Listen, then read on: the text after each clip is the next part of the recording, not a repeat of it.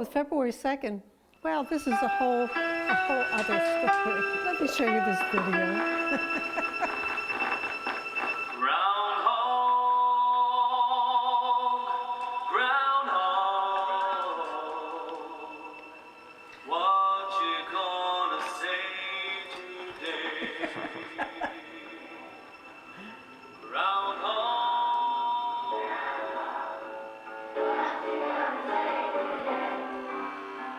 Groundhog, groundhog, what you gonna do today? Phil! Phil! Phil! Phil! Phil! Phil! Phil! Phil! Phil! You know how around Christmas, like they say, you know, your body, your endorphins and stuff, you get that feeling? You get the same thing at Groundhog Day. It's just Phil, Phil, and Phil.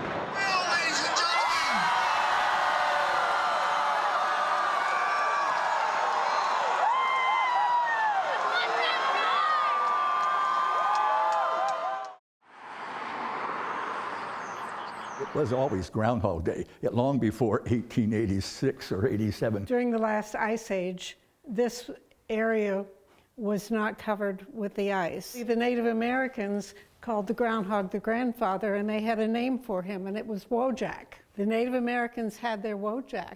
The earliest German settlers brought with them what they had heard in their families about February 2nd as Groundhog Day. They used a badger at that time, but they didn't find any badgers around here. But they noticed the groundhog had the same habits. I have a diary where a German settler wrote in there that the groundhog did not see a shadow today.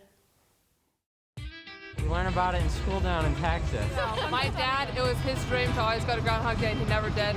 So we made it. We're out here. The image that's going to end up everywhere is them hoisting Phil, up in the air. So once I get that image, I'm going to have to dash back to my car and file that picture as quickly as possible. This is my 22nd trip to Groundhog Day. It's changed a lot. Before the movie, it was around 5,000 people, very loose. People would just camp all night long. Now there's thousands and thousands of people there.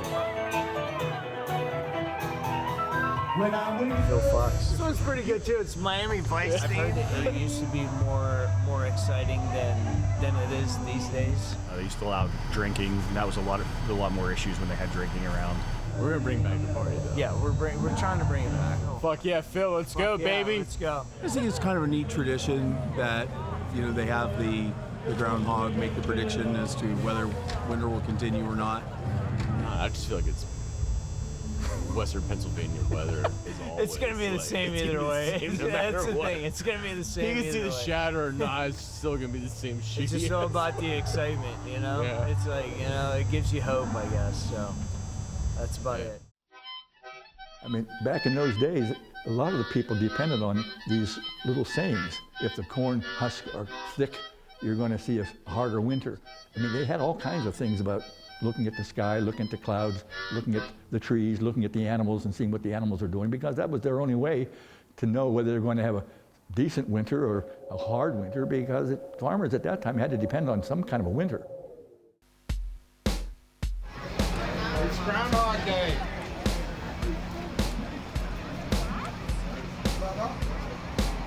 The job of the Groundhog Club is to protect the lore of Groundhog Day.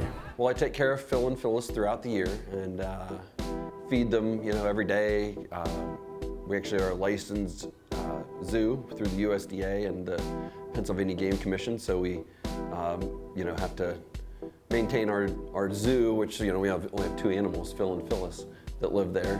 Just make sure they're fed and that they're safe and they're happy. And then I get to take Phil to all his different appearances throughout the year. You have to be a special person to handle. They have some claws, and they are nasty. If you could see a couple of the past handlers, they are scarred beyond repair, but for the love of that groundhog, you'll do it. My dad and my grandfather were both Inner Circle members, and my great-grandfather was in the Groundhog Club. My grandfather and my great-grandfather were also members, so I just keep on the family tradition. Well, I am the first president of the son of a president. So that's an achievement that I am proud of. It's an honor. It is an absolute honor that the community has picked me to represent them and, you know, and continue the legacy of Punxsutawney Phil. The Groundhog Picnic was happening before we were celebrating Groundhog Day as we do today. You know, what was going on back in the late 1800s, there was a group of people in Punxsutawney that were going around and hunting groundhogs. At that time, farmers did not particularly like groundhogs. They weren't a good thing to have on your farms. They had a great big groundhog hunt every fall, and they had a big picnic where groundhog was the main course. Groundhogs are very clean meat. They eat vegetation, so it makes it a nice, clean meat like deer, etc. It's not a scavenger. It was one year they were out hunting groundhog, and a particular groundhog presented himself. They recognized he was unique, and at that point then Phil became the guest of honor instead of the main course.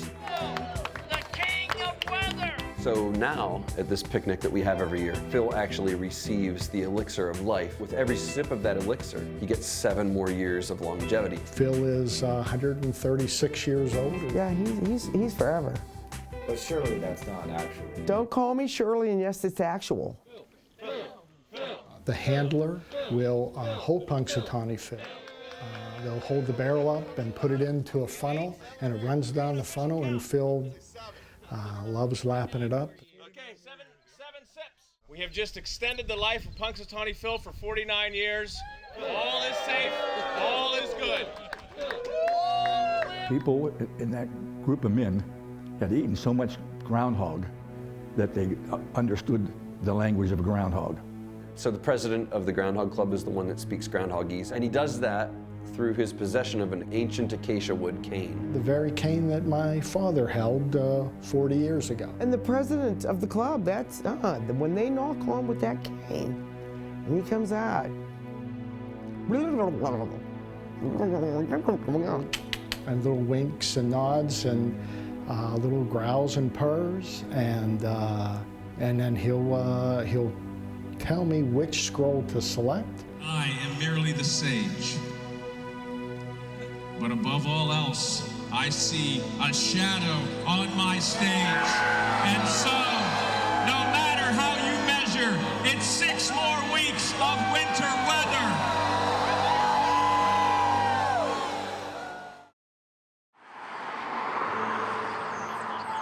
My name is Richard Alexander. I'm the mayor of Punxsutawney, home of the groundhog. The main industries used to be coal, gas, and a railroad. And today we don't have too much of anything, a railroad. We don't have 4-lane highways. And there are several machine shops, manufacturing, light manufacturing. But we're here. After how many years? Punxsutawney is still the place that Punxsutawney wants to be, weather capital or groundhog capital of the world. And those are bold statements, which I don't expect anybody is going to question that and see if they can prove it. You know, customer service with Visa. You had a fraudulent charge on your credit card, and you're talking to somebody who knows where, and they say, okay, can you say your address? And you say, yeah, blah, blah, blah, Punxsutawney, Pennsylvania. Oh yeah, we've heard of that. That's Groundhog Day, isn't it? You're like, yes, like that is, you know, you don't get that with every town. A couple years ago, I was in the town of Du Bois, which is 30 miles away from here, and I was talking to a girl, and she says, the worst thing about living in Du Bois, it's not Punxsutawney. And I said, what do you mean? Du Bois has more industry, has more restaurants, has a lot more going on for it. But you go anywhere else in the world, everybody knows where Punxsutawney is. Nobody knows where Du Bois is. Fuck Du Bois. Fuck Du Bois. If you are from here, if you were born and raised, you must promote the groundhog wherever you go. Punxsutawney Phil is so important to me. Punxsutawney Phil is super awesome. You should totally come see Punxsutawney Phil. Aruba, Dominican Republic, and people have heard of Groundhog Day. It really is nice because you're recognized. It's just a cool thing to be a part of.